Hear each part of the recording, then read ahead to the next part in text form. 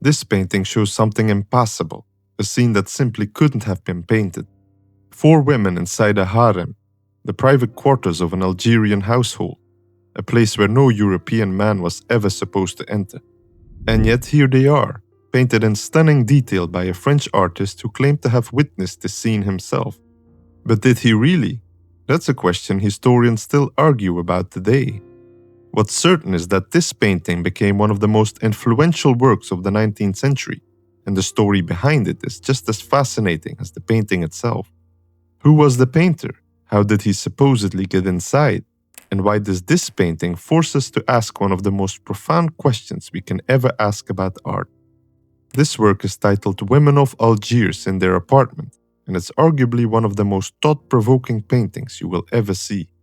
Its painter was Eugène Delacroix, and in 1832, he was a 29-year-old painter who had already made a name for himself in Paris. He had a peculiar character, a bit of a loner who completely lost himself when he picked up his brushes. When he was invited to join a French diplomatic mission to North Africa, it became a trip that changed everything about his art. Delacroix was somewhat of a dandy, and that's a strange thing to say about a Frenchman, but it's the best way to describe him.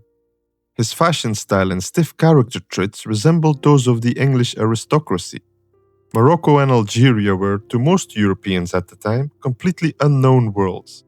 Now just imagine a rather antisocial member of the French bourgeoisie who barely left his studio, arriving there. Eugène Delacroix was completely overwhelmed when he visited Tangiers, a city in the utmost northern part of Morocco. The light was sharper, the colors more intense, and the architecture unlike anything Delacroix had ever seen. He filled sketchbooks obsessively, drawing faces, clothing, markets, doorways, anything he could capture. He was a master of color. Paul Cézanne once referred to his colors as being so intoxicating that it makes you drunk straight away. As I mentioned, this was in sheer contrast with his dull personality. The man never married nor had a love affair, and the closest relationship he ever had was with his housemate. But when he arrived in North Africa, there was one place he desperately wanted to see and couldn't access: the interior of a harem. These were private spaces reserved exclusively for women and immediate family. The rules were clear: no outsiders, especially not a European Christian man who wanted to paint these women. And yet, according to some accounts, an exception was made, most possibly because of his political connections. Here's the thing though, the historical sources completely disagree about what actually happened. Some say a local merchant granted him access to his household, others say a French official arranged it through colonial connections. And some scholars, including researchers at Yale, believe Delacroix never entered the real harem at all. So which version is true? I tend to think the truth lies somewhere in between, and that will become the most important clue about this painting. But before we can judge this work of art, we need to understand what was actually happening in Algeria in 1832. Just 2 years earlier, in 1830, France had invaded. Knowing this, it becomes clear that Delacroix didn't join a diplomatic visit or cultural exchange. Algerian resistance was crushed, cities were occupied, and the French began systematically taking control of the country. Delacroix didn't arrive as a tourist, but as the man who had to document how the French took control of their newly established colony. So when he was given access to this private space, it likely didn't come from a friendly invitation, but from the power dynamics of colonization. The women in this painting certainly did not invite him. They simply had no choice. I think we can see that in their faces. Although they were likely ignorant about this fact, they certainly never consented to having their private world turned into a public spectacle for bourgeois art lovers in Paris. Knowing this changes everything about how we see this painting, don't you think? What initially appeared to be a peaceful scene of an interior suddenly becomes a lot more complicated. There's tension in the air, that's for sure. And here's where it gets even more interesting.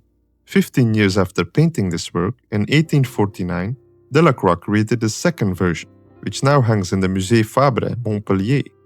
If you compare the two paintings side by side, you'll notice something immediately. The second version looks a lot brighter and warmer.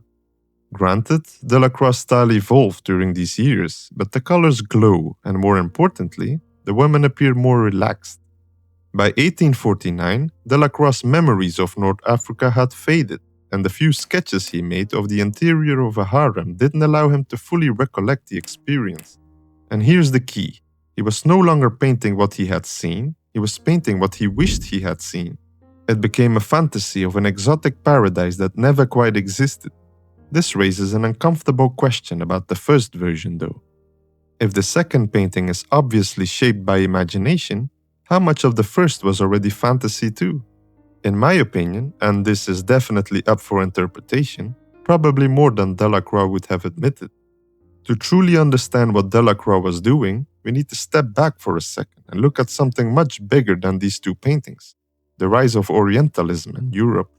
It all started in the early 18th century when a collection of Arabian fairy tales known as 1001 Nights, or simply Arabian Nights, was translated into European languages. The harems that appear in it especially sparked the interest of European men, and although they had never seen the inside of one, a mental image was already formed. Napoleon's campaign in Egypt and the exotic treasures his soldiers brought with them sparked this art movement. Throughout the 19th century, European painters' obsession with the East became profound. They traveled to North Africa, Egypt, Turkey, and the Middle East, filling their sketchbooks with studies of architecture, costumes, and faces. Then they returned to their studios and painted scenes of an exotic world. European audiences, who had never seen anything like it, were hungry for fantasy. But here's the problem. Much of what they painted was completely invented. Take Jean-Léon Gérôme, for example. He became one of the most successful painters of the 19th century. His technique was incredible. His attention to detail was exactly what his audience adored. By 1880, he was arguably the most famous living artist in the world. But when we analyze what he actually painted, we can see that something is off. His snake charmer, for example, was created around 1879 and shows a naked boy holding a python before an audience of armed men in a room with pretty blue tiles. The scene looks pretty real. I won't say photographic, but convincing enough to make it look accurate, and that's the key. Almost nothing about it is authentic. Snake charming was an Egyptian practice, not Turkish. The tiles, however, are based on Ottoman architecture from Constantinople. The python itself? This was a South American boa constrictor that Jérôme studied at the botanical garden in Paris. The whole scene is a fantasy. Jérôme put various elements together, and to an ignorant audience, it looks real. When it comes to Oriental art, no subject fascinated these painters more than the harem. This also applied to the rather conservative Delacroix.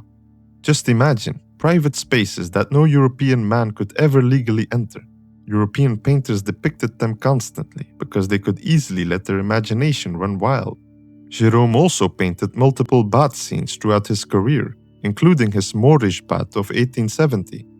The painting claims to show a private moment in a Turkish bathhouse, but Jérôme never entered such a space in his lifetime.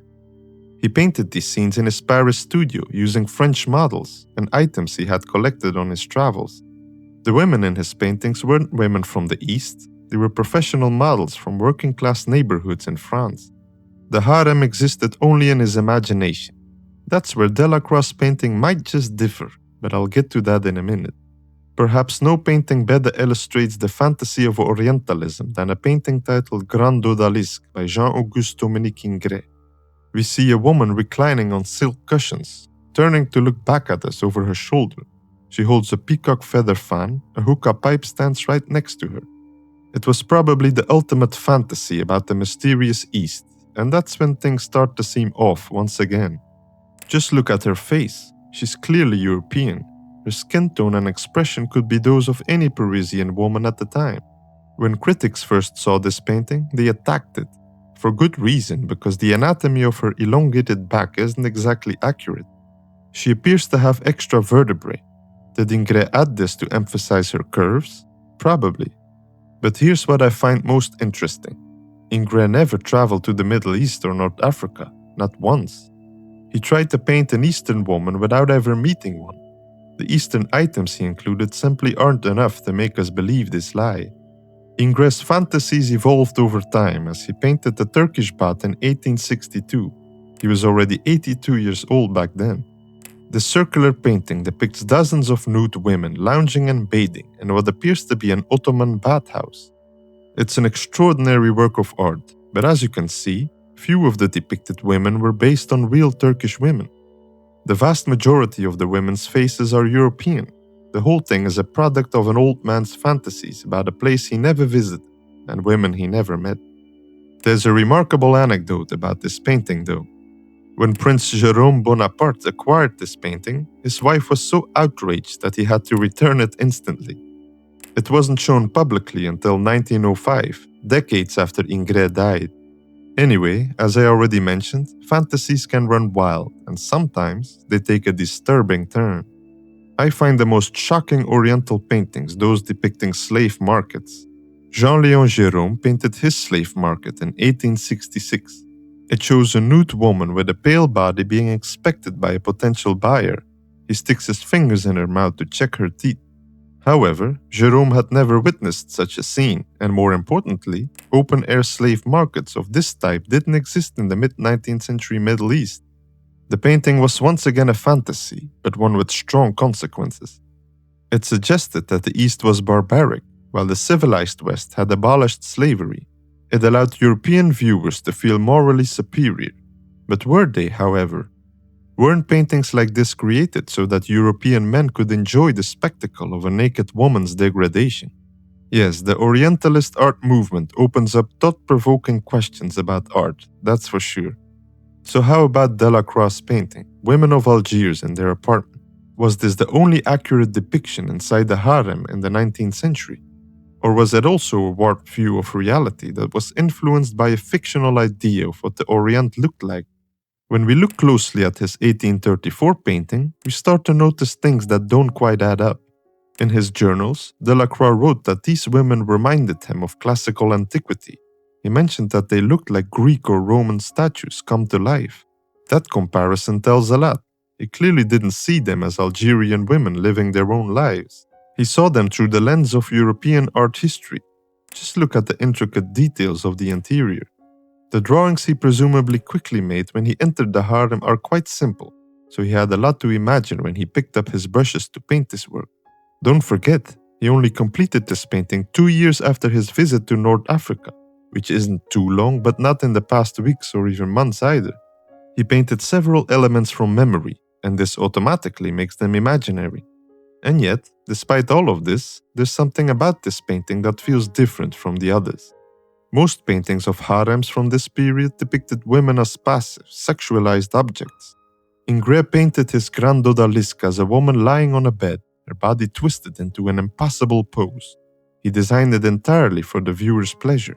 But when you look at Delacroix's women, I believe they are significantly different. They are not posing for anyone. The woman on the right stares at the floor after taking a hit from the pipe. She's absorbed in private thoughts, probably related to the fact that she wanted Delacroix out of the room as fast as possible. The woman in the center tries to ignore us. It's as if we're not even there, but she also clearly doesn't want us to start a trivial conversation. The woman on the left, the one who at first glance meets our gaze, doesn't really invite us in. When you look closely, you can see that she actually doesn't look at us at all. She looks right past us, clearly annoyed by the fact that we entered this private space. What makes Delacroix's painting different than just about any other of the women depicted in Oriental art is that he painted them with dignity. And that creates a paradox. It's still a work created under colonial circumstances. It still tries to feed European fantasies about the East. On the other hand, it refuses to completely reduce these women to objects. Just look at the enslaved women in other Oriental art, and the one in Delacroix's painting. She wears fashionable clothes and even jewelry. It's details like this that likely prove that Eugène Delacroix was actually there, and he witnessed the true circumstances in a harem. More than a century after Delacroix painted this work, this man, Pablo Picasso, became obsessed with it. In 1954 and 1955, he created 15 different versions, deconstructing the composition, breaking the women apart, and reassembling them in fragmented cubist forms. Picasso wasn't just copying Delacroix, he was asking the same questions we are asking now. Who has the right to look at someone else's private space and turn it into art? What do we actually see when we look at people from another culture? And the most profound question, how much of what we see is really about them, and how much is about us? So what do you think? Was Delacroix a sensitive observer who captured something real? Or was he just another European painter constructing fantasies about the East? I tend to think the truth, as always, lies somewhere in between. I hope you enjoyed watching this video, and I'll see you in the next one.